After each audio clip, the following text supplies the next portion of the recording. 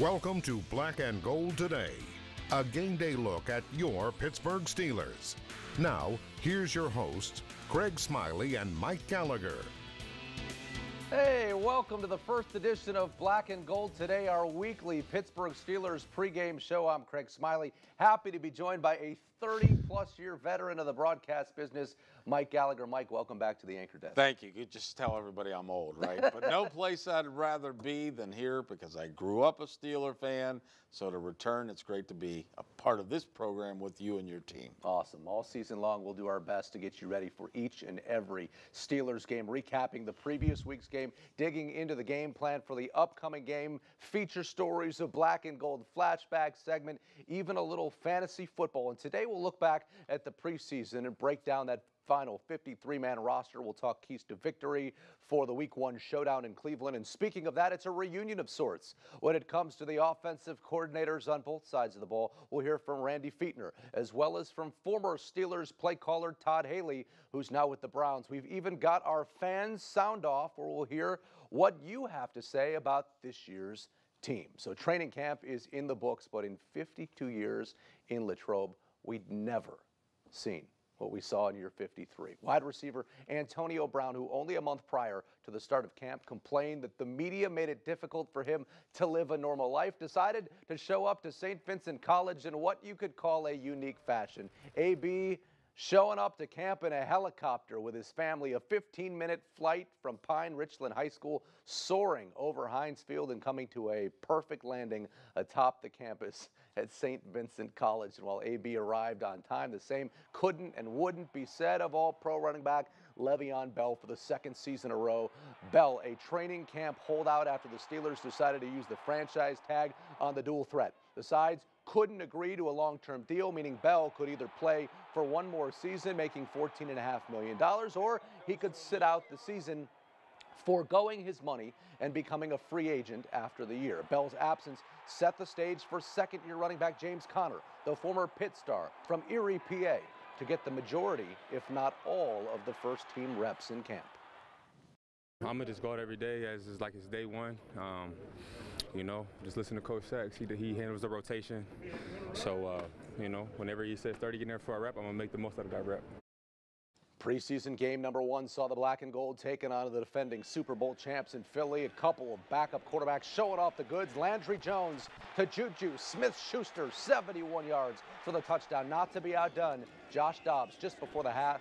A dart to the rookie out of Youngstown State, Damon Patterson, 29-yard score. Steelers take the preseason opener 31-14. Preseason game number 2. Steelers headed to Lambeau Field. Coming out party for James Conner against the Packers starting defense. 26-yard touchdown. But the story was the Steelers D, or lack thereof. Aaron Rodgers and company put up 51 in a 51-34 Green Bay win. Steelers fans got their first look at Ben Roethlisberger in preseason game 3 at home against Tennessee. Big Ben played 3 series. He hooks up with Justin Hunter.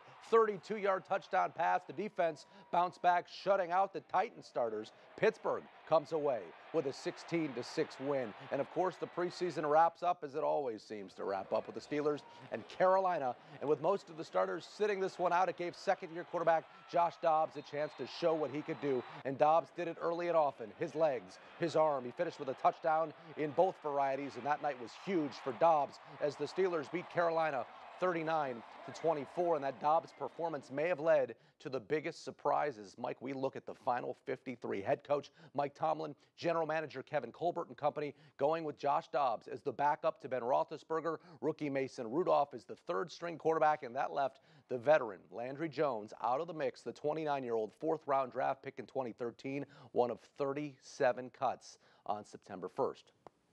May not be as much of a surprise, but another name not on the list, running back Fitzgerald Toussaint. The Steelers going with 4 running backs and a fullback. That list includes Le'Veon Bell, James Conner, as well as Stephen Ridley, and rookie Jalen Samuels. Roosevelt Nix returns as fullback. At the wide receiver spot starts with Antonio Brown, of course Juju Smith-Schuster, who shined as a rookie a year ago. The veteran Darius Hayward-Bay, rookie James Washington out of Oklahoma State. He was solid in the preseason. We saw Justin Hunter with a big touchdown catch in preseason game 3, and of course Ryan Switzer, who the Steelers acquired from the Oakland Raiders. He'll be used used in the return game. So that meant the end of the road for Quadri Henderson out of Pitt. On the offensive line, you got your starters, Villanueva, Gilbert, DeCastro, Foster, and Pouncey. The depth includes guys like Finney, Okorafor, Banner, and Matt Filer out of Bloomsburg. Special teams, we got kickers Chris Boswell, Jordan Berry holding on to the punter gig. Cameron Canaday is your long snapper. And a quick look at the defensive line. 6 guys on the final 53, the obvious leaders being Cam Hayward as well as Stephon Tuitt, who's really turned into a force at defensive end. At linebacker, Vince Williams leads the way after signing a new contract. John Bostic's a new addition. TJ Watt missed most of training camp with a hamstring injury.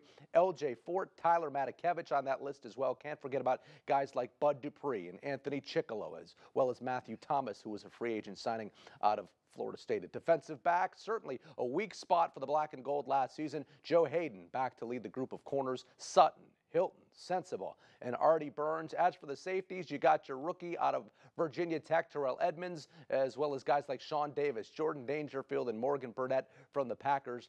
Penn State's Marcus Allen making that final 53. And Mike, you know, when you look at what you've got, it all starts. Biggest surprise for you is clear.